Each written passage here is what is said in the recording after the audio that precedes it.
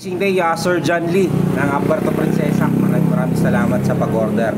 And order siya Toxic X-Force 29er. Order ng tropa niya. Sir, bali ito na. Ayan, so ito papakita ko sa iyo na in good condition ha.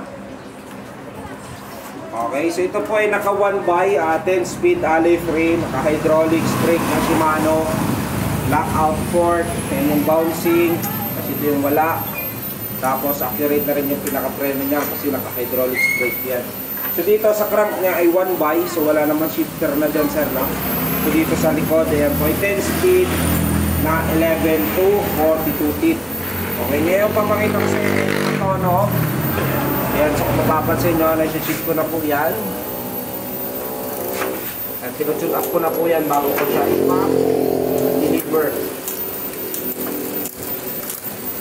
Ayan, yan po ay working. Ayan, shifting. Okay, so accurate na rin yung pinaka-preno niya. Naka-Shimano hydraulics yan. Okay, so dito, angat ko. Okay.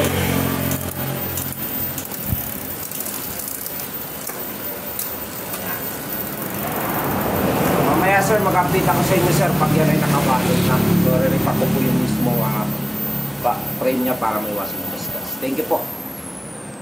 Boss, John Lee. Ayan, ng Puerto Princesa, Palawan. Ayan, ito na yung order mo, sir. Ayan, para sa tropa. Ayan, Toxic X-Force 2.0. Ito yung version 2 ni Toxic. Ayan, so ito, naka 1x10 speed, naka RX10 shifter, naka Shimano hydraulics brakes, alloy stem, with lockout fork. Ayan, naka quick release yung kanyang unahan. Ganoon din sa likod na gulong. Ayan, sa 160mm rotor, naka Shimano hydraulics brake. Ayan, so mga cable nya naka-remove lang, pero dito po yung mga lock nyan. Yan din dito. Okay, so dito frame nya is a 29er. Ayan, so kulay nya ay gray with black. Naka silvering bottom bracket nyan, naka 1x Sensor X10. So yan po ay 10 speed na cassette type. Bilay natin, no? So 11 to 42 teeth na rin yung kanyang sprocket.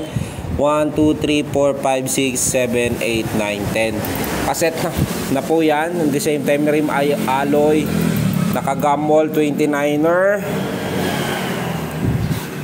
Ayan, so ito quick release naman yung kanyang seat post. So mamaya sir, mag-update po ako sa inyo pag yan ay naka-condition na. I-tune up ko pa po yan. Boss, John Lee. Ayan, so ito na yung order mo.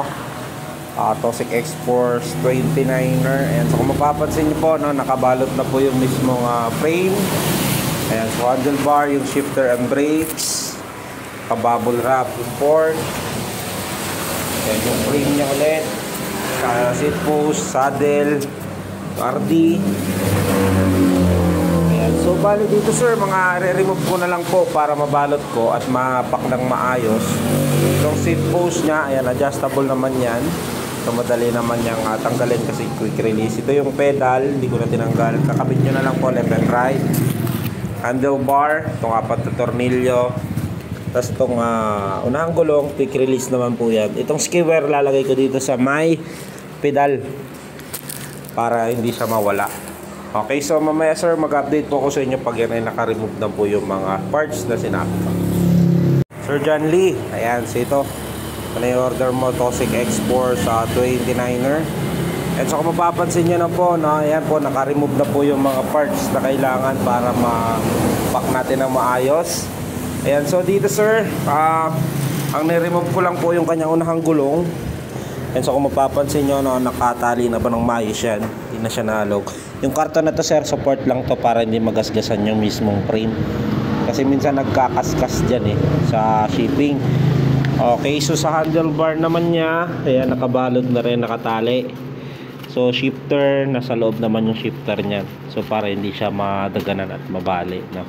So yung freebies, sinama ko na. Seat post, pedal, yung skewer sa unahang gulong. Ayan, sa pedal nya left and right nakalagay. Fork. Ayan, to yung lockout, naka-side naman. Preload. Okay, so ito yung skewer na quick release. Sa RD, nilagyan ko nito para pa kahit maipit o maano dyan, may support nitong plastic. Nangat ko para hindi magshadow. Okay, so yan lang po. Sa pinakabubuyan ng foam tsaka karton, mamaya po mag-update ako sa inyo pag na-drop off ko na at naayos. Amazing day, Sir John Lee ng Puerto Princesa, Palawan. So ito na yung order mo, Tosik X-Force 29er 2.0 po yan. Ayan, so kung mapapansin nyo po, no, nakabalot na po yan ng foam, karton, bubble wrap. Ayan, so kung nakipanood nyo yung video ng mga previews ng mga process ko, ayan po yung finish nya. So yan po ay ready to drop off na po yan sa JNT. Ayan, via cash on delivery po ito, no? So ang Palawan po ay mga 7 to 9 days po yan. Kagawa po ng special trip po ang Palawan papunta dyan, no? So ayan po. Ayan, sa mga gusto rin mag-order, ship nationwide po ako, GMC Bike Shop Bicol, kahit saan sulok ng Pilipinas, Luzon, Visayas, Mindanao. Gaya nito Sir John Lee, taga Palawan pa. Ayan, so standard shipping po talaga ay 3 to 7 days, pero itong Palawan ay 7 to 9 days. Hindi ko lang sure pero parang special trip siya, matagal pang dating nito. Malaylayo kasi ang Palawan. Okay, sa mga gusto mag-order, no, GMC Bike Shop Bicol, TikTok shop, ship nationwide. Sa mga malalapit, dito lang po kami sa San Francisco, Ocampo, Camarines Sur. Pwede nyo kami Google Map, GMC Bikes Bicol. Tapat lang po kami ng Shell Gasoline Station sa Ocampo. Okay, maraming salamat ulit sir sa drop-off ko na po sa JNT. Sir John Lee, balik ko na, drop-off ko na sa JNT. Ayan, so ito, wait nyo na lang po ito 7 to 9 days. Maraming salamat sa tiwala sa GMC Bikes Bicol.